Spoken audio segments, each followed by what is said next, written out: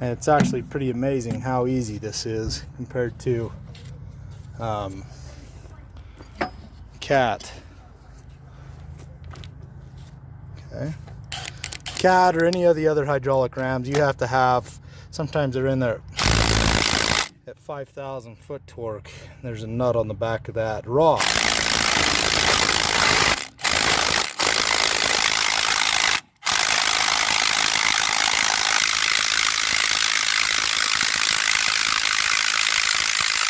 Okay, so as you pull that apart, that is ruined. So usually in your seal kits that Komatsu will give you, ask for a new set screw. Okay, because that's ruined. So that literally is the only thing that's keeping it in there. And so these are two 10mm bolts, and they fit right into that hole. So I'm set up on my workbench.